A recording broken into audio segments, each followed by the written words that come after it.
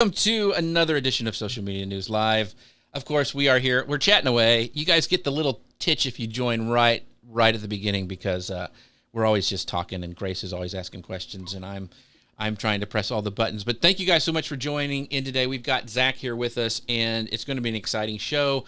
So make sure you ask your questions down below, and we'll try to bring them up. As we kind of always joke around that this is for Grace and I. It's free consulting, and you can join in too. Yeah. So you come here to ask Zach your questions. Because guess who needs help with their YouTube channel and their podcasting? It would be us. Yes. So you get to benefit from our consulting. And also, we're so excited to have Zach here with us. He's someone that I found recently, and we've just been chatting away. And actually, I found him because one of his posts on LinkedIn I don't know how it came to me. I think we have a lot of mutual connections. And I was like, whoa. Yeah. This guy's brilliant. So you guys, you're in for a treat today. So we're going to nerd out about all this stuff. We got some friends already popping in. We've got Ian Anderson Gray going, howdy, howdy, howdy, because he makes fun of us from Texas, and he's from the UK. Thank you for chiming in for my friend. Gary Stockton from Huntington Beach, California. Gary, thank you so much for joining in today. I wonder if you have some questions about video podcasting. I know because Gary is a podcaster. He's also a musician. He's a pretty talented guy. So, Gary, ask your questions today of Zach. And our friend Martin from LinkedIn is popping in from Toronto. Thank you, Martin. You always show up, and I appreciate you stopping by. And then also our friend Lou Mangello, who is faceless. It's so weird. Facebook is a mess because I'll go comment on his show and he can't see me, and he comments on ours and I can't see him. I don't know what Facebook is. They're just like, you guys can't be together, you'll break the internet. I don't know. So Lou, thank you for stopping by. And our friend Brian Farrell is here saying good evening for all you lovely people. I believe you're in Barcelona, maybe, or Spain. You're always all over the place, Brian. So he was in Barcelona last time, and then we've got Tim Sohn, and we've got Lou saying Zuck knows, and then we've got someone from LinkedIn saying that they know they're excited because Zach is here. So I too am excited. LinkedIn user. So Ian says his main focus for the next 12 months is YouTube, LinkedIn, and email, and his podcast. So this will be a great show, Ian. So ask your questions today. One of the questions I want to ask you guys is Facebook wouldn't let me make an announcement post. So did this just go live in the feeds and you guys found out about it? I'm really interested in this because, when you press the button, you kind of never know what's going to happen. Also, our friend Jim Fuse is saying, good morning, gang.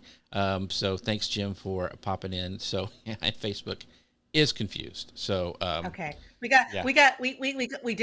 just Facebook 2 times now, no more, because when we do it a third time, it goes away. Yeah, something will happen. It's like what's that thing when you look in the mirror and you say your name and that lady comes and kills you? Nah, that's what Facebook is. We're not going to do that. So I'm going to go ahead and quit rambling and start the podcast because Zach is here. I want to get you guys to ask your questions. So I'm going to hit go on the podcast machine and we will get started. Hello, folks. Welcome to Social Media News Live. I'm Jeff C., and you're not. And I'm Grace Duffy, and this is the show that keeps you up to date on the world of social media and beyond. And today, we invited Zach Mitchem here to join us to talk about YouTube podcasts. But since we booked him and had to have the pleasure of having him on the show, there's been a wave of other YouTube news. It broke following YouTube's inaugural Made for YouTube event that was in Los Angeles this past month. So we're also going to talk about new monetization opportunities for Shorts creators and revenue sharing with Shorts. We're also going to talk about new updates to the YouTube partner program because Zach is also, in addition to being an expert on YouTube podcasting, he's also an expert on just YouTube. So we're going to dive right into that today. So Zach, how are you doing today, my friend? I'm great. Excited to be here. We're traveling all week, and I was really excited to get on because I was at a conference that wasn't about YouTube, so now I get to talk about YouTube and get all my stuff out for the week. That's right. What conference were you at this week? I've been meaning to ask you. Yeah, so it was Sell and Scale by Helium 10. So it's an Amazon e-commerce. Yeah, so I'm the chief social media officer for the company there, and I do all the recording and get all the YouTube content. So it was fun. Met some podcasters, got to talk a little bit, but saw Gary Vee, so it was good. Did you see my friend Raymond Ray? He was there, I think, doing Ramon Ray. I'm sorry, Ramon Ray. I said Ramon Ray. Yeah. No, I don't think so. Okay, he was there, I think, as well. So so Man, I'm jealous now that you got to go to that. But anyway, I want to introduce you guys to Zach. If you don't know him, we want to introduce you because he is a YouTube strategist, content creator, podcast host, and video gear fanatic. I love him already. So he's a founder. He is, he does all this stuff. He runs a YouTube consulting business with his strategic partner, Evan Carmichael, and he's also the chief social media officer at Seller Universe. His specialty is helping business leaders leverage YouTube to be the face people know in their given industry.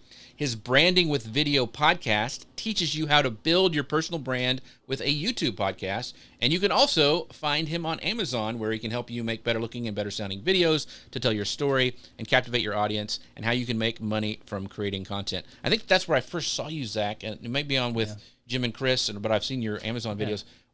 Can you give them a link to your storefront? Do you know that off the top of your head? Yeah, so that's actually wearevideomakers.live. Okay, very, very cool. .live. JeffC.live's mine, so very, very, very, very cool. So I'm so excited you're here today because we're gonna nerd out about this new video podcast stuff. So let's get going, Grace. Absolutely. So let's just jump right in. So the first of all, I wanted to put this out there to the audience watching who is having success with YouTube Shorts. Tell us in the comments if you're having success with YouTube Shorts, how it's going for you, and any questions you might have about it, because there's some new updates that rolled out this last week. And I know YouTube's Shorts is always in something like, you just got to do it, you got to do it. But we're kind of like, I don't know. We've always decided, but YouTube finally gave us the answer as to why. They detailed several monetization opportunities for creators on his platform at this, again, Made for YouTube event in Los Angeles. So they are looking to support creators who are even earlier in their YouTube journey. They introduced a new lower tier to the YouTube partner program with low requirements, giving creators that are doing either long form shorts, live video, just any type of format that you are into. They're giving them early access to monetization opportunities and the fan funding features, things like super chats, super thanks, the channel membership. So that is something that's rolling out in 2023. They said more details to come on that. But the big news was that starting in early 2023, the YouTube Partner Program will expand to creators who focus on YouTube Shorts. And these are people that are meeting a threshold of 1,000 subscribers and 10 million YouTube views over 90 days. So that's 10 million over 90 days will be eligible to apply. This is a new direct monetization options for shorts, which we've never had before. And we all knew this was coming, but we're still excited about it. It's a clear pathway to make money from your short form content. This is obviously, a push to compete against TikTok. And these new partners will enjoy all the benefits of their program, including the various ways to make money, like ads, and again, those fan funding features. So, Zach, tell us. We'd love to get your insight and reaction to this news and find out what changes, if any, you'll be making to your YouTube strategy to prepare for these things rolling out in 2023, which is not that far. Yeah, no, I think I'm excited for this, and I'm also a little concerned about this. And I don't think hopefully you didn't expect to think that I'm concerned about it, but I find that when platforms push something, they put money behind it, people want to do it. And I think Shorts is great for a certain type of creator. And so I think for a lot of creators that have had a really hard time moving from, say, like TikTok or Instagram Reels to YouTube because of some of the limitations, this is going to be fantastic. For some of those who create shorter YouTube videos in certain niches, again, it's going to be fantastic. It will help you to grow your channel. It will help you get more views and more subscribers, which it does currently. But for most of the clients that I work with, for podcasting, things like that, I think it's more than anything going to be a distraction.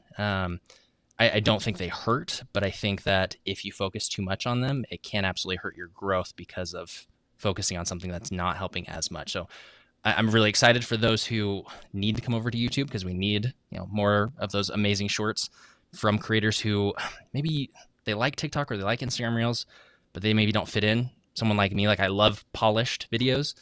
TikTok doesn't like that. I've had so many comments of this is over polished. I don't love this. So I feel like there's a group of creators that are going to flourish with this. And then I feel like there's going to be a lot of distraction, a lot of videos talking and saying, oh, you need to do this, when really you should double down on what's already working. So mixed bag, but overall, I love to see that YouTube is pushing this. And I think they have the space already. Now they've really just staked the claim on that short form for the creators who really love YouTube. Mm-hmm. So So there's a lot of people getting started, and I know there are a lot of people watching, that are just getting started with like video content and creating, and they would love to make this a full-time gig. So can you talk a little bit about your journey that you've been on for the past 2 years? Kind of like maybe encourage them a little bit, because it's not. I mean, It's not just throw up some video and all of a sudden you go viral. There's a lot of work involved. So talk a little bit about that. Yeah, absolutely. So, how I got into YouTube, I was actually going to school to be a PA, a physician assistant, and I found some YouTubers that were, they were addressing things that I was interested in. So I reached out. I was like, what does this look like? Because I've started a lot of businesses. I took, courses in college for business, and I was just curious. I was like, how are you making this work? And one of them reached out. I was like, well, I'm actually about to quit my, 6-figure income job and just do YouTube full time. And he was at 50,000 subscribers. Like, how are you doing that? It's like, well, I've replaced my income, so I think it's a good idea. I was like, oh my goodness, okay, I want to learn from you. And so, he let me write some blog articles, learn from him. Pandemic hit, and I really went into video. I'd done, background. I had done some video stuff, but just played around with it. But I saw how much money he was making, and I knew I could do video, and so I hopped into it. And I was actually talking about clothing for muscular guys, because I have weird things about how clothing fits me, and I'm particular about it. So I was like, okay, well, I'll just make YouTube content on it. And I think one of the biggest misconceptions I get is people like, oh, I have to have 1 million subscribers to make good money.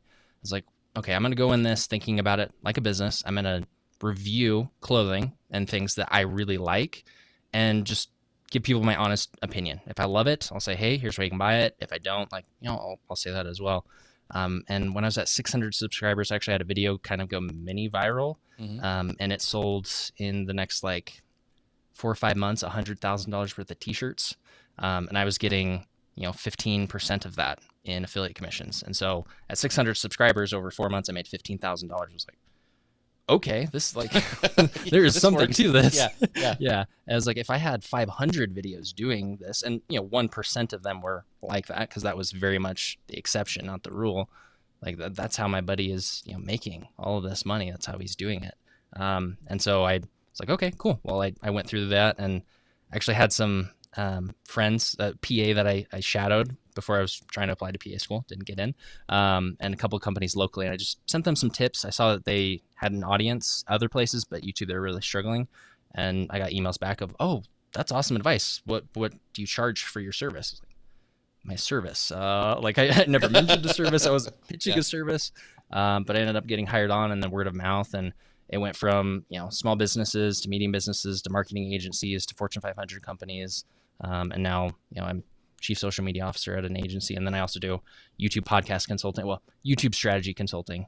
I like to focus on podcasts because it kind of fits, but it's been accidentally on purpose the entire way. But I've loved it. It's been a good journey. It's funny you say that, accidentally on purpose, because I was telling my kids are in college, and they struggle. I don't know what I want to do. And I was like, son, you don't understand. My job didn't exist when I was, there was none of this. So you don't, find out what you're interested in, all this, but I get what you're saying. It's I never thought I'd be here doing this at all. A couple quick comments that I want to pull up from our pals. Chris, always the funny guy. He goes, Zach Mitchem, keeping it real. See what I did there.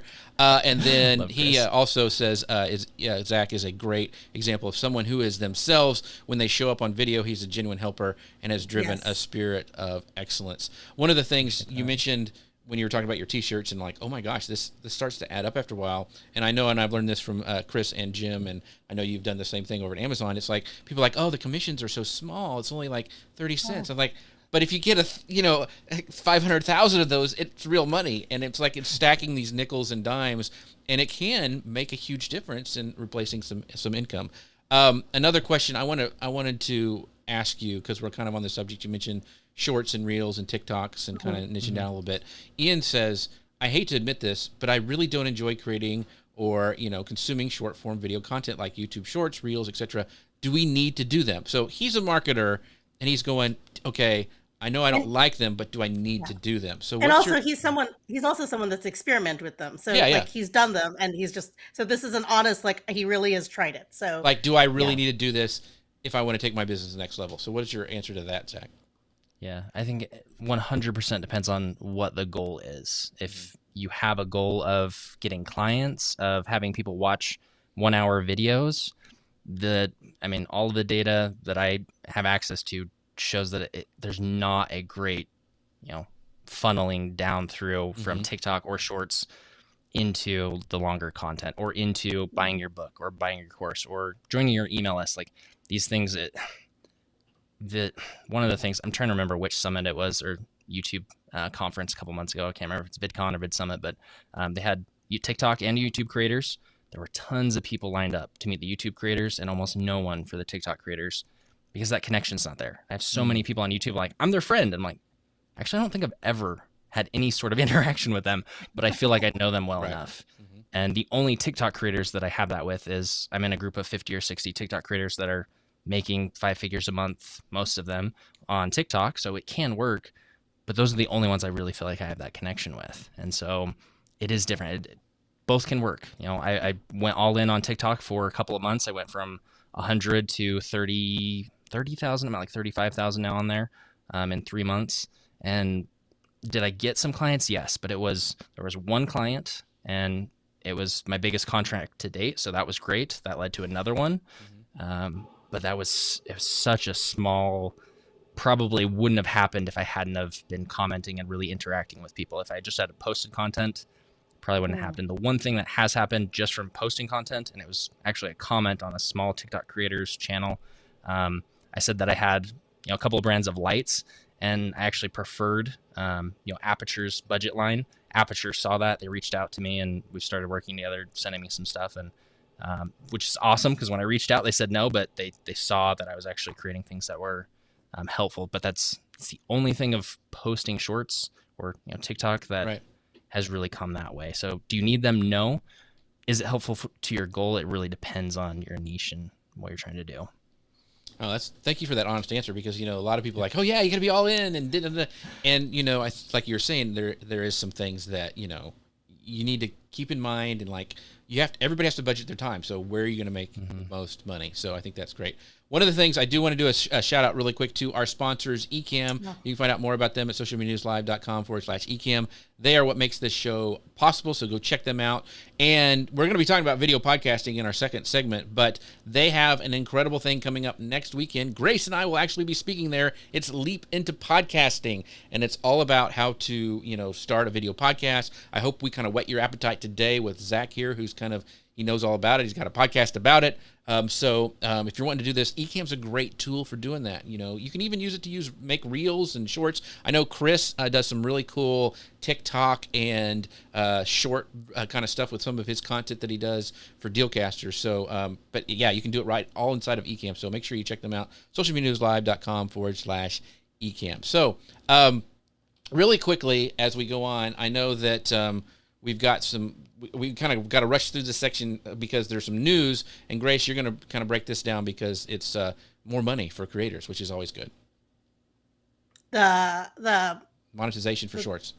Yeah, we just talked about that, Jeff. Well, but we have some more. Yeah. We have some more things about it, because it's like it's a big. I want to make sure we cover it because this is lowering the tier for some people. So. Oh yeah. So the updates from the event this week. So yeah, we were talking about how they have the lower tier requirements for every creator. So the long form shorts and then live video giving you earlier access to monetization opportunities, which is the super thanks, super chat, super stickers, and the channel memberships. And this is all rolling out in 2023, and more details to come. And then we're also talking about how this they're introducing a threshold in which you can now just be a shorts creator and still participate in the YouTube partner program. So to meet that threshold was 1,000 subscribers and 10 million shorts views over 90 days. So tell us if that's, Zach, if that's reasonable or enough. Like 10 million sounds like a lot, but then if you're thinking like you're generating all of this content, shorter content, people are consuming more of it. So maybe like 10 million views is realistic. What do you think? I think this is hard because I don't know what the decision was, like what data they looked at. If it was 10 million over 12 months, I think that would be more reasonable. If you look at TikTok, I work with a couple of TikTok creators that have over 1 million followers, and that's easy. 10 million for them on TikTok, easy. But they come over to YouTube, it's a different algorithm, it's a different mindset, it's a different type of content, and their best shorts are 80,000, and when they're normally getting millions and millions of views. And so I think for some creators, it's going to be a very small amount, at least with how things are working now for shorts with the data that I have. Again, because of what I do, I don't test shorts nearly as much anymore. I'm not as big of a fan of them because of the niche. I think they probably will be kinder to creators that way as we go forward. And honestly, I need more data on this, but it seems like short only channels tend to do a little bit better. They absolutely can work to build your long form, but if you're getting 10 million views, I'm thinking you're posting a short nearly every day, maybe 2 a day, and they need to be what YouTube wants. So I don't know. I'm mixed on this. Well, it sounds like to me that, excuse me, it sounds like to me it's the same cadence that TikTokers do, right? So if you follow TikTokers, like the bigger ones will, or not bigger, like a lot of them will post every single day. They've got something going every single day. And this feels like and of course everyone has said this is a shot across the bow at TikTok and trying to capture some of that audience. But do you think, because to me it feels like if you're on TikTok, you're on there, right? And then if you're on YouTube, it seems to be like two different types of creators, right? Yeah, absolutely. And I think the other thing here is, again, this is wonderful news, but again, I think it's a bit of a distraction because I don't know any YouTube or content creator that makes a bulk of their money through the YouTube partnership program or any program like this that couldn't be making, I do know a few, but they could be making 10 times that if they were to really focus on building it like a business. Most of the time it's like 10% of their income, 5 to 10%, which is great. Like it can absolutely pay for a team of people to create your content. It can pay for itself. But if you're focused on that, you're not really building all of these other things that will allow you to become a full-time creator. Because if I was to rely on the YouTube Partner Program, even with creating content for years, I couldn't be full-time. There's no way.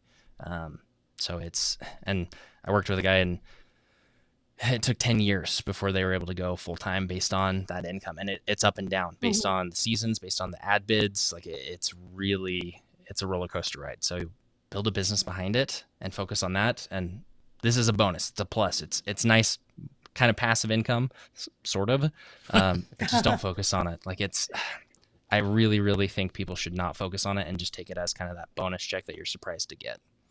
So if anyone that's ever done short form content, you know that it's not passive at all. It's very hard work. Yes. Oh my gosh, that's a lot. Like I almost think that like doing this live show once a week to me is like a breeze. I love it. It's easy. It's a conversation. But if you were to tell me talk in 30 seconds, make it fun and entertaining and viral, I'd be like, okay, hard. No, I can't do that. So Absolutely. Really quickly, because we have some people joining in who kind of caught a little bit of it. So Andy Small has from over LinkedIn. So what exactly is the YouTube partnership? So just really quick, a little overview, and then I have a follow-up question about that. Yeah. So the YouTube partnership program is that, when people say, hey, I need 1,000 subscribers and 4,000 hours of watch time, that's what they're meaning. The qualifications to be able to have YouTube pay you is that. And that's, kind of the benchmark everyone's reaching for. But if you've heard my story, I made, 15 grand before I ever was monetized. And even to this day, I still have that channel and I've tried to let it die. I get from AdSense, I get $150 a month every month. It has stayed there. It hasn't died. It's growing actually. But my affiliate commissions from that channel are 2 to 3 times that every month, again, without touching them. And with my biggest affiliates shutting down and moving programs and me not keeping up with it. So it's nice. It really, really is. But building that base of the affiliate videos has been so much more beneficial. So a really quick question is, so you kind of mentioned that this is if you get into the YouTube partner program, it's not really a way to grow your business. So you mentioned that, that's kind of a bonus. Can you just really quick rattle off some ways that are a better way to make money once you start, growing your YouTube channel, just so people can maybe have some hope and or get some ideas? Yeah, absolutely. So I think the easiest to get into is affiliate programs. Amazon is probably the easiest one to get into, but it is the lowest commission. So if you're doing Amazon Live, that's great. My Amazon affiliate commissions, which means I have a link in my YouTube videos, is really, really low. My best ones were I would go direct to a company that I really, really liked. I would find their affiliate program, which usually you just search that company name and then affiliate, and you sign up there. They just need some information, so they can give you a link so that people can click over. Usually they'll give you a coupon code or something as well for people to use. But there have been several brands that didn't have that, and I reached out and was like, hey, can we get one set up? I'd really like to talk about your products. Mm-hmm. And so that's one way. You can sell services, you can sell courses, you can sell, any sort of product that you create, which is also a great way. You can partner up with brands, and instead of just getting the affiliate products and, commissions, you can have brands pay you. I've had multiple brands pay me money, and almost always it's been a brand that I already use. If I get the product and I don't like it, I don't care what the amount of money is. I'm not going to tell my audience that it's amazing. And there's a stigma around that. I don't think you should have that. Just create good content around things you know, like, and trust. But those are some of the, I would say, the easiest ways to do. There are other things you can do, but if you're just getting started, that's what I would look at. That's great advice. That's worth the price of admission right there, folks. So make sure you go right back and check that out. One of the last things I want to talk about really quick, and this was a final update from all this news, is that YouTube introduced Creator Music, a new destination in YouTube Studio that gives YouTube creators easy access to an ever-growing catalog of music for use in their long-form videos. So creators can actually buy affordable, high-quality music that the licenses that they kind of offer the full monetizing potential later. And creators who don't want to buy a license up front will be able to use the songs and share revenue with the track's artists and associated rights holders. So it's currently in beta in the U.S. and expanding to some more countries in 2023. So this has always been music has kind of been a sticky topic on YouTube and Reels and Shorts and all this stuff. It's not really universal or transferable across countries, which means that you can get your YouTube videos flagged, which is a pain. And live streamers face this problem with live events and even religious services like church services and games. And even, I don't know if you've used royalty-free music, but those could even get flagged. Then you have to deal with that, even though eventually you get, it released. But a lot of countdown timers on live streaming services have this get flagged sometimes. So do you think that this creator music, Zach, is a good solution to this problem, or is it kind of like a halfway measure? I think it's a good compromise. I think there's also a platform, Licked, that does something similar. But I think if you can have the option of, I want to buy the license and use it on my video, if you're a bigger creator, that's going to be worth it for you. Just buy the song, or choose a different one. Or if you're like, I don't know if this is going to be worth it for me, I would rather just split the revenue with the artist. Like, if you have both options, I think that's awesome. Like, it's a hard, like you said, it's hard because the artist, they created this music, they should get paid for it. But also, the thing they're really there for is the content you're creating. So I do like this. Be interesting to see how it plays out. But I haven't looked at this, but Licked is a similar service. I need to go and compare them, see what the difference is. Theirs is you pay for the license, and it's like $7 a song or something. So there's a great question here. I wonder if the music is going to be easy to browse and is fairly good quality. The good quality is going to be the thing. That's a trick. Yes. That's a tricky one. Yeah. But anyway, we'll see what happens. But I agree. Like, it's got to be one, easy to find songs and not have the same songs that everybody uses. Like, I can even watch commercials like on TV, and I'm going, oh, I recognize that song from that library, and you're like, okay. That's the thing, is you don't want to be with everybody else. So it'll be interesting to see how this works. So, all right. So we are going to move on to this next section, because this is why everybody is here. And go ahead, Grace, take this away. Oh, absolutely. So I want to kick this off with saying that there was a study by market research firm Cumulus, and this was published in May 2022, so just a few months ago. And it found that YouTube is already the most popular platform for podcasting. Would not have thought about that. It's outperforming Apple Podcasts and Spotify, according to the study. So drop us in the comments, drop a comment here and tell us how many of you watch or listen, because sometimes you're passively having YouTube in the background. How many of you engage with podcasts on YouTube, other than this one, of course? But tell us in the comments this is something that you do while we introduce this. So YouTube podcast was launched. It's a dedicated page for podcasts. This was launched over a month ago. It is now available in US users only. It's not globally at this time, but at no but there's no doubt that it will be very soon. But tech watchers have seen this coming for months. Prior to launching this dedicated beta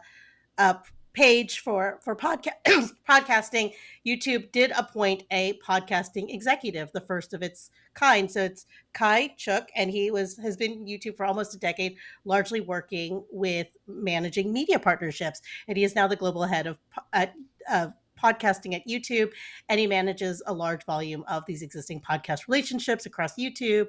In March, YouTube offered $50,000 for individual shows and $200,000 to $300,000 for podcasting networks to pivot this video. These were considered grants to help them with their setup. Don't know why we didn't sign up for that, Jeff, but something that I wish we could have.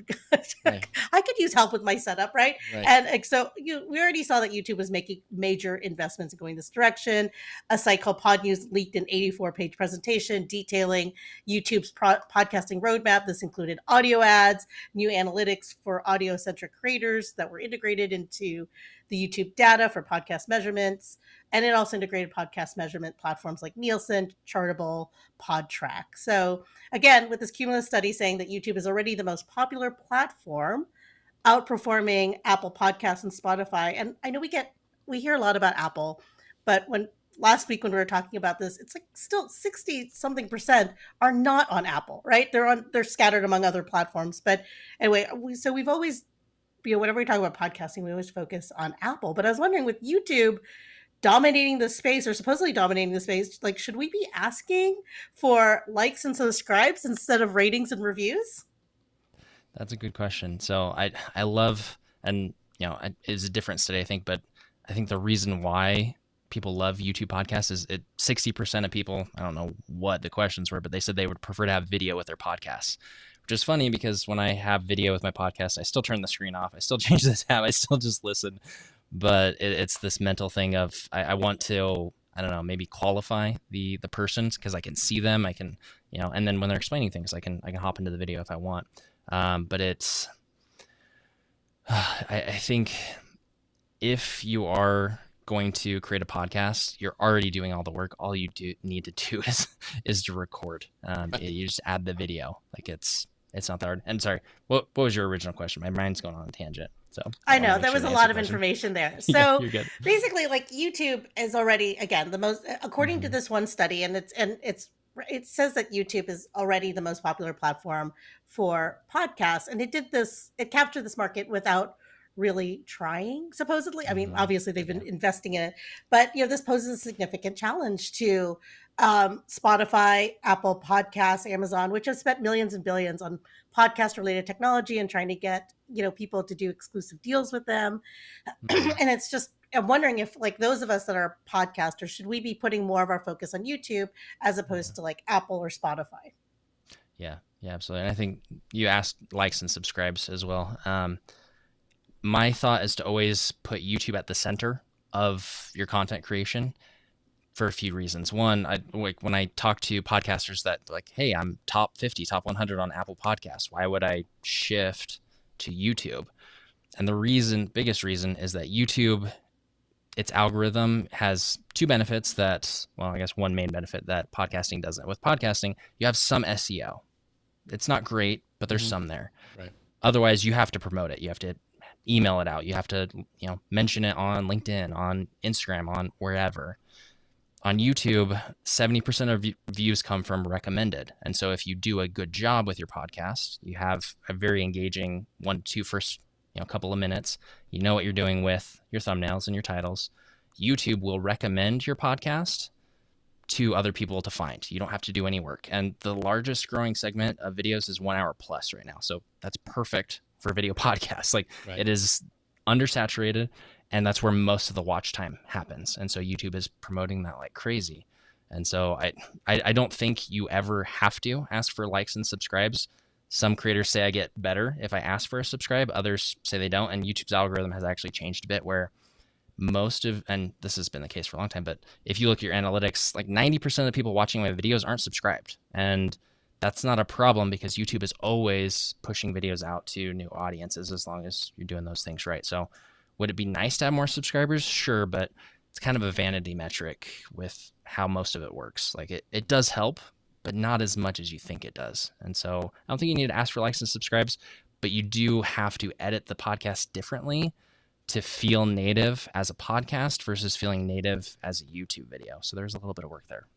Okay, cool. So once again, our drinking game, I'm going to mention Google Plus because back in the day, that's your whole thing about what you said, Zach, is like, why not do a video? Now, I know some people it scares them to death to be on camera. I get that. Yeah. So I'm not talking to you, but most people, just with a little extra effort, you can go live and you get all this content. We've talked about this in the past, and that's what we've done from the beginning, is strip the audio out from a video because you have so much more content that way. But so I'm feeling what you're saying there. But there's some great questions and some comments. This is from Katie Simpson. She says, it's so easy to find podcasts on YouTube, so much easier than on Apple. I love watching them. And so I think that's a great point. It's really interesting because I just went to Podcast Movement, and there's still people who say it doesn't matter. It's still Apple is the way. And so but you look at Share of Ear and the guys from Edison Research, and they're saying, this is where people are discovering new podcasts, is on YouTube. Mm-hmm. So just keep, I just think it's worth doing. And everybody was talking about video podcasts at Podcast Movement. But here's a question, again, from Andy Small, and I think this is a great question so we can clarify it for people. This may sound like a silly question, but what is the difference between having a podcast on YouTube versus an ongoing YouTube video series? So, Zach, what would you say to Andy?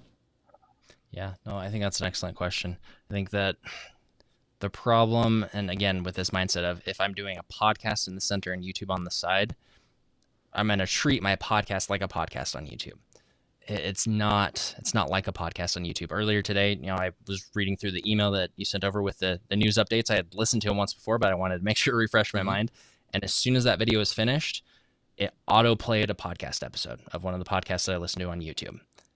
That has never happened to me on Apple Podcasts or Spotify or anywhere else. It doesn't autoplay someone else's podcast that YouTube knows you're interested in. So me as a podcast creator, I want to be like, if you listen to something on, thought leadership or, building a better looking, better sounding studio, like I want my video to be next, and YouTube will do that.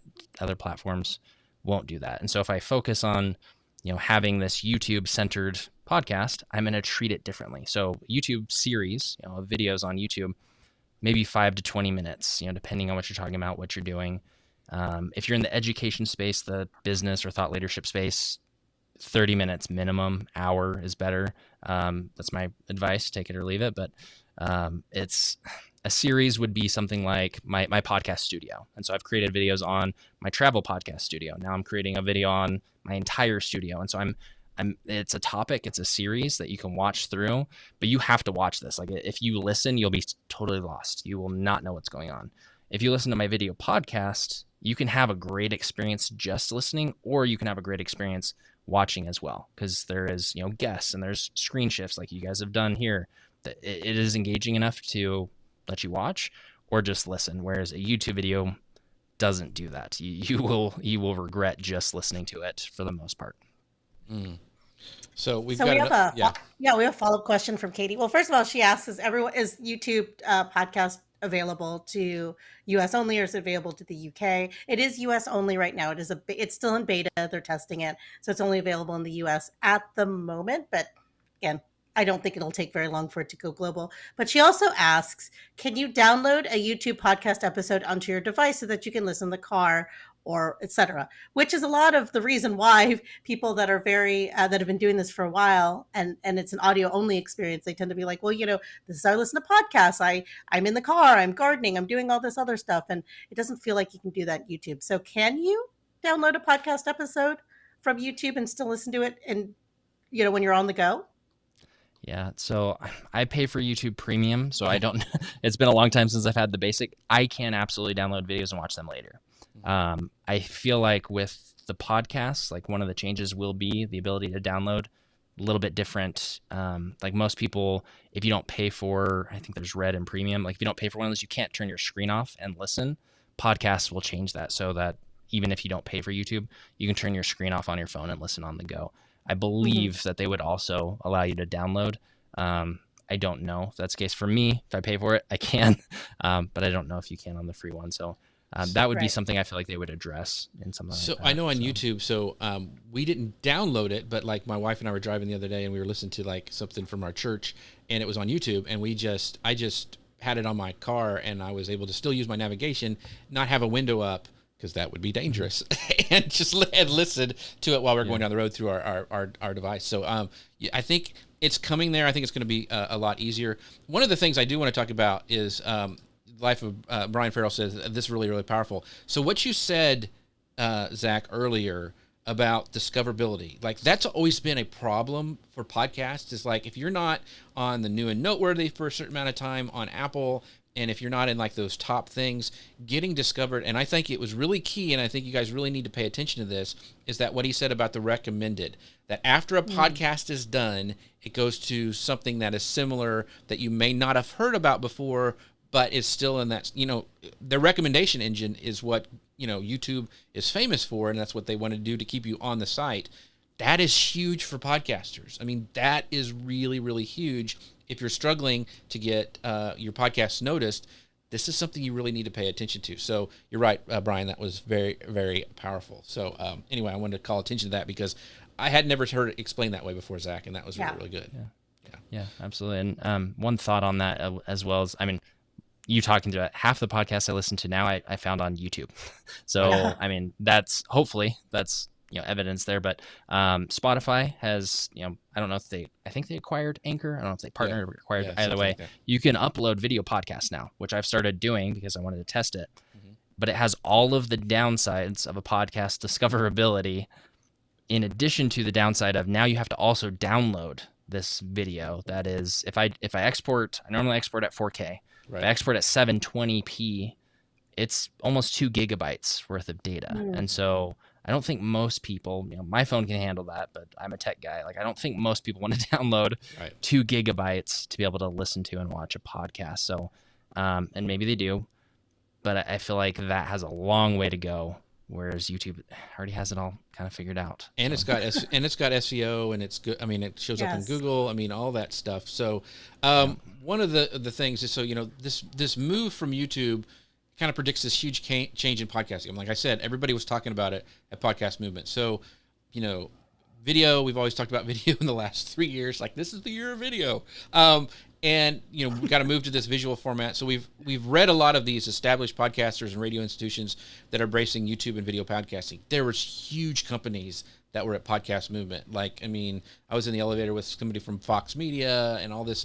There are these big brands kind of doing this land grab. And, in fact, in August, YouTube partnered with NPR to bring on 20 plus of its most popular shows to YouTube. So how do you stand out in the crowd, Zach, if you're just getting started with podcasting or even video podcasting?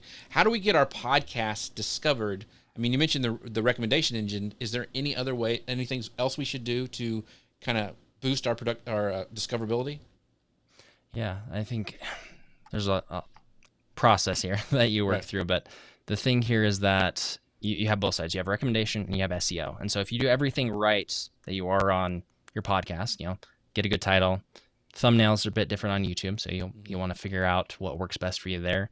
But you can be found for search. The biggest mistakes I see is people treating it like their podcast. So they'll put like, we are, branding with video show episode 1. So like you're putting, like, nobody's searching that. You want to put something where it's like, Christo's top tips on YouTube. Like that, I had Christo on, and that was, he's searched a lot on YouTube. YouTube tips are searched a lot, and so it doesn't look like a podcast episode, but when you get into it, it absolutely is. And so that's, for search, that's helpful, but again, that's only 30% of views, and so focusing on that is helpful, but it's not the most helpful. The most helpful is that recommended, and one of the best things you can do is look at videos that you want your video to come after. And so go find videos that are already on the topic that you're talking about. If it's similar, use the title, use a variation of the title. Like if you can connect your video to that video in YouTube's mind, you have a lot better, ability to get suggested at the end of that video or down the side next to that video. And once people start watching it, YouTube's going to get data on that. The one thing I will say here is that most people, aren't going to do any of this, which is fine. For the few of you that are going to go try this, be patient. YouTube videos that are under 15 minutes get good data quickly. That first 4 to 6 weeks, you should start to see whether or not this is going to be a good video. Hour-long plus content, for the most part, doesn't start picking up until that 60 to 90 day range. And so you're gonna be like, well, my views are way lower. Like this is terrible. Zach has horrible advice. Why would I ever do that? And then 2 or 3 months later, you're gonna be like, wait a second. Like my watch time is 10x and my views are double. Like what's going on here? It's like, well, YouTube is now picking it up, and like, if your average watch time is 20% on a 5-minute video, that's really, really short. Even if it's 100% on a 5-minute video, it's 20% on an hour or 2-hour video. That's a lot of watch time. YouTube can show a lot of ads in that time, and they really, really like to be able to show ads to make money. And so if you have that longer content, just find that video. I want my video to come after it. Really, really close title. Thumbnails are a much higher percentage of the click-through rate, or people actually watching. So I would focus on that more, but that's kind of the skeleton of the structure of how to get discovered. That's really great advice. Do you have any, like, I know I use TubeBuddy to search out titles and SEO and that kind of stuff. Do you have any other tools that would be great to help people when they're putting together, like they're trying to do what you just said for their video podcast? Yeah, absolutely. There are a lot of tools out there. I've used most of them. Right now, the main one I use is TubeBuddy, but that's because they have an A/B thumbnail test tool. Really cool. I use that all the time. That is, but hands down, the best tool I've ever seen for helping your YouTube channel. As far as titles, you can pay for, vidIQ, or there was a Morning Fam was one that I used for a while. I like that one if you're just getting started. But the easiest thing you can do, go find a video that relates to yours. Find the video that has more views than that channel has subscribers, and copy that. It is a good topic if it has more views than that channel has subscribers. Great advice. So, Grace, you had a question. Sorry, I didn't want to. There's a question somebody asked. Let me. It was a question that was here in our comments, and this person, it's a LinkedIn user, so I think LinkedIn might be having a problem getting the names in as well. So it says, they say, would it be better to go live on YouTube? Like a video podcast. For people that are live streaming, is it better, as opposed to just going? I guess maybe the question is like what we're doing now, which we're just going live and then we're broadcasting or publishing this as a podcast later. Would it be better to do that as opposed to having the video, doing the podcast, or whatever the arrangement is? Yeah, no, that's an excellent question. So the problem here is that YouTube, they're like, oh, I want to hack the YouTube algorithm. Well, it's algorithms. there are so many of them. Shorts, different one. Medium form content, different one. Long form content, different one. Like going live, all of these are different algorithms. And unfortunately for YouTube lives, they die really, really quickly. Like a week or two out, I'm not getting any more views on my YouTube lives. If I take that same video, edit it, and post it as a video, then it does. But the problem is if you go live and then shortly thereafter post a video, your audience will be like, wait, I'm seeing double. Like they're going to pay less attention because you're double posting. The only time I think lives are very beneficial is if you have something timely that you want to let your audience know, like I don't know, if you write a book and you're launching it, or if you have a special product or special event, something where you want people to know and you understand that even if no one sees this video after I'm done, it's okay. Those are the type of things I would do lives for. I used to go live on YouTube and the numbers don't work out for the amount of effort. So, so I want to kind of push back a little bit with that. Is the only reason I think that I would go live on YouTube is because, like Gary, I can bring up a comment and like he's here live watching with me, and I'm all about community, and so I want to be able to bring up those people and talk to them during my show. So, And somebody just said here, my YouTube live videos are amazing. They think so. Katie thinks so anyway, and get 0 views. But Katie, but if you have some comments, like what we're doing here, that's what I was saying. Like, so would you say for community it'd be, but you would still take it down, edit it, and then put it up at a later date? Yeah. So I mean, what I currently do, I've stopped live streaming to YouTube and I funnel people over to LinkedIn or Amazon or wherever else I'm streaming it for that community building. And then YouTube, it is a community, but LinkedIn is very, community network. Like it is very, very much like if you're not interacting and you're just posting content, you're not going to do well there. And so that's much more geared for that than YouTube is. On YouTube, you can never, ever interact in the comments and have your content do well. Like YouTube does care, but it cares very, very little compared to something like a LinkedIn. And so how my workflow goes, it doesn't make sense for me to live stream to YouTube. I love that you can bring up that interaction, but the interactions in that YouTube video, if someone's rewatching it, it's kind of, it's not the best experience. It's good, but it's a little off-putting. So for me, I would recommend you stop YouTube, keep all the other ones, and then post it as a video later after it's been edited. Right. But you'll have to teach people on YouTube that, hey, we're over on Amazon or we're over on LinkedIn or wherever else it is. So that's a call you'll have to make, but that would be my suggestion. So everybody in the comments, I want to know, so you guys watching on YouTube, would you rather us go and like post it later and then you would interact on a different channel? Or do you like, no, I want my YouTube. I want to comment on YouTube. So let us know. And I'm going to bring up this question before we move on to Grace's. I know you have some more comments and questions. So Gary says, this is great. So how do you stay motivated when stats are discouraging? 148 views on a video you slaved over. Is it a matter of finding an audience or improving content? That's a good question. Gary's a man. That's an excellent question. So I think the hard thing here is, honestly, like if I could look at it, I could give you a better answer, but I have a lot of videos, and for example, I had Chris Do on, and for the first couple of months, it hardly got any views. He has 2 million subscribers just on YouTube. Like his audience is massive, and I was like, this is frustrating. But the content on YouTube lives essentially forever. Like if you go look, sometimes when you search, you see a video from 13 years ago, and it just keeps going. And so if you're frustrated and it's been 6 months or less, maybe that the first 1 or 2 minutes of your video wasn't great. And if that's the case, like you can in your studio. So he posts on YouTube, so I know this will make sense. But if you post on YouTube, go to your studio, which is where you upload your videos. There's a tab for analytics on each video. So click on the video you want to look at, and then on the left-hand side, there'll be analytics. And you can see where people are dropping off. So if you have this steep drop at the very beginning of your video, something you were doing there isn't something you should be doing because everyone's leaving. And usually with live streams, that's what happens because you're welcoming people. You're saying hi. Or if you treat YouTube like a podcast, you say, welcome to my podcast. And people on YouTube don't care. Like it's not a show, it's a video. And so there is this shift. And so one thing that I've done is YouTube has an editing feature where you can edit the video. You don't have to take it down or re-upload it. You can just cut clips out. You can cut them out any part of the video.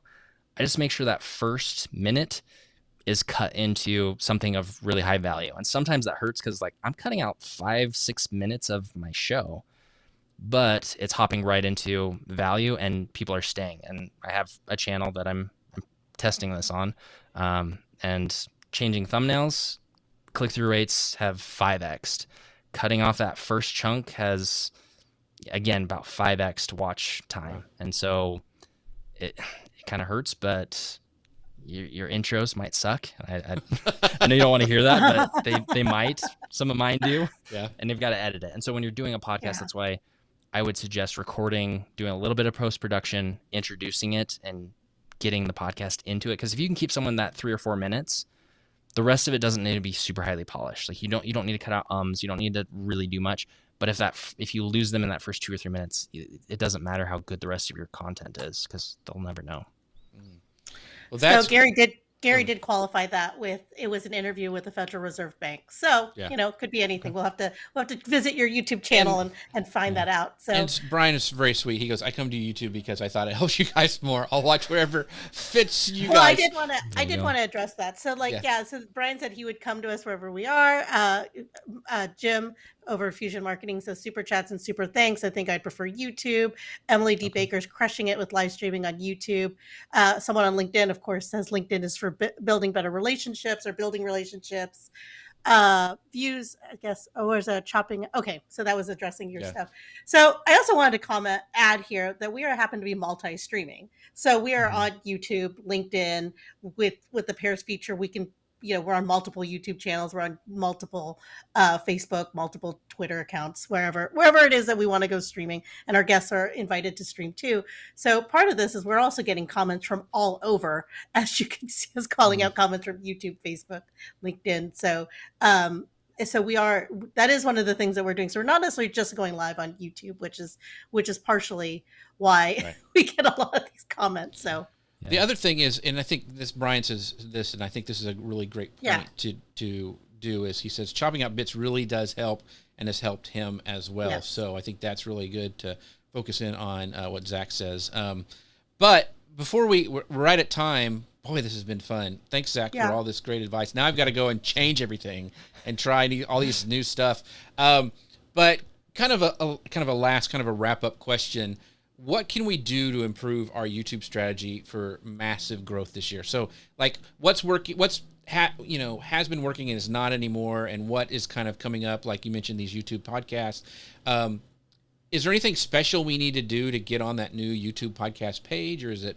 How does, all that kind of stuff. So I'll let you have the last part of the show and kind of wrap us up. Yeah, absolutely.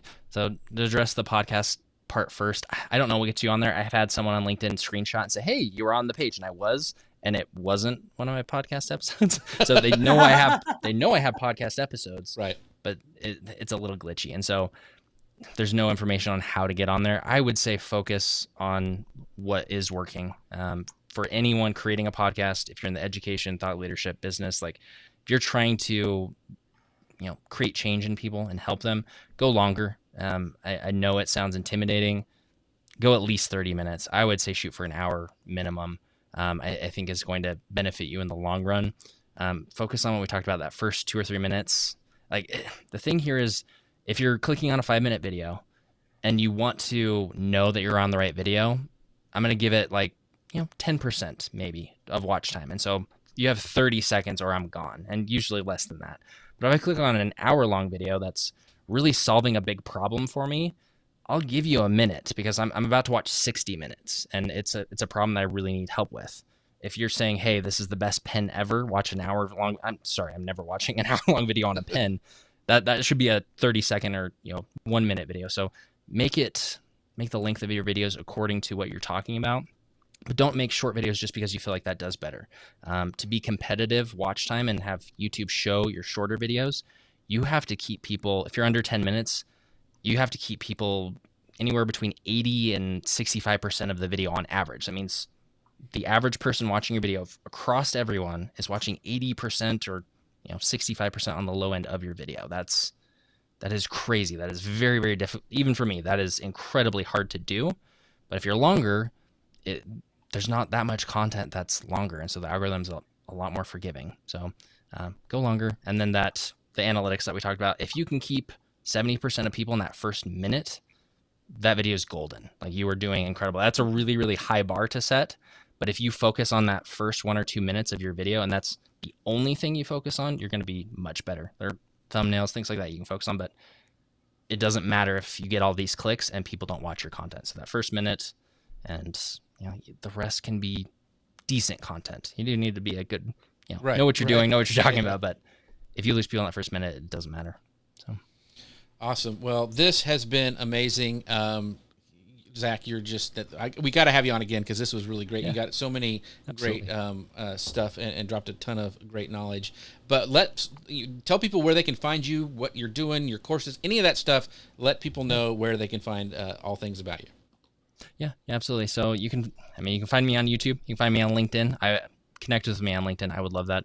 YouTube, you'll find a lot of my content. I do post that to LinkedIn to let you know when those are coming out. But I did actually create a course at one point, a couple of them, and I decided just to give all my best information away for free. I love Alex Ramosi, where he's like, give away the information and sell the implementation. Like, you can learn everything I know through a lot of years of watching YouTube. Like, you really could. So I'll just give that away for free. But if you do want to work with me, I do have Evan Carmichael as my partner there, and we're really focused on business leaders, thought leaders, helping video podcasts to really just help you to be the face of whatever it is that you do that people recognize and think of.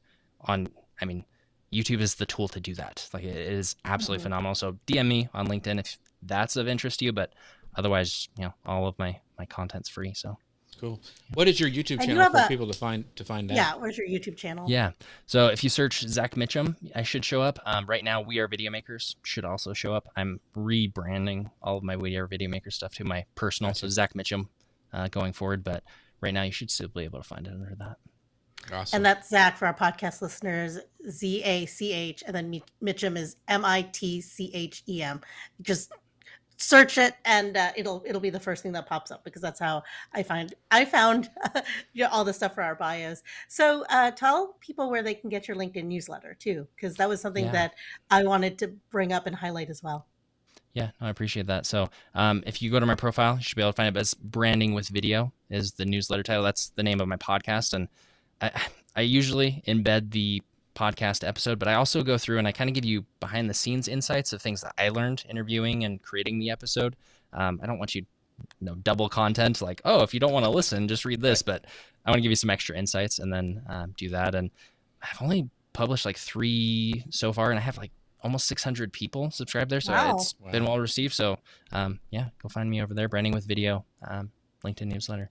Very cool. All right, we'll have to have you back on when we talk about branding with video, because that is a big topic, and especially with all of these updates rolling out on across, not just YouTube, but everywhere else. I mean, this is video. It's the year of video, Jeff. I know it's always the year of video. Thanks everybody for watching today. We had some great questions and from everybody. We thank you, and Annie asking your questions, and we got Katie asking. She says, "Great show, everyone. Thank you, appreciate you." And then of course, our good friend Chris Stone says, Social Media News Live, the best show on the interwebs. Sprinkle the love out there. Thanks, Chris. And we would love it if you would sprinkle the love out there. So go ahead and spread this all around. This is a podcast as well. So make sure you, on your favorite podcast player, go ahead and subscribe and leave us a rating and review. It really does help us out. And with that, Grace, thank you so much. Another amazing show. As awesome. Yeah. Thank you for finding Zach. I mean, oh my gosh, that's the price of admission right there. So you did an amazing job. We'll see you guys all next week. Don't forget about our sponsor, eCam, socialmedianewslive.com/eCam. And don't forget about what's coming up end of next week. On Thursday is Leap into Podcasting. We're talking about all about video podcasting on 2 days of great training. So we'll see you there. Bye, everybody. If you didn't get enough Grace and Jeff, we're coming at you next week. Right. That's right. So see you guys next time. Bye, everybody. Bye.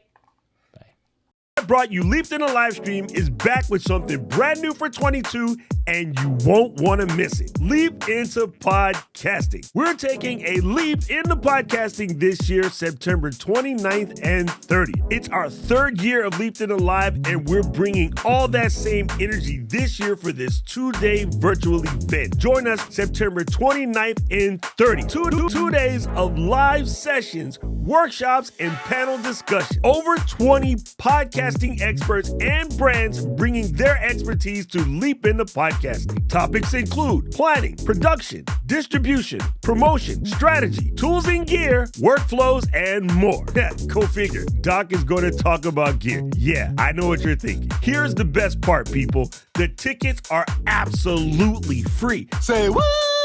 Free. Nix, nil, nada, nine, nothing, zilch, zero, free. F-R-E-E, free. Say you're busy and you can't make it? No problem. We'll be selling a replay pass, which includes virtual and physical podcasting guides with notes and bonuses from all the sessions. We got you covered. RSVP and save your spot today at leapintopodcasting.com. That's leapintopodcasting.com.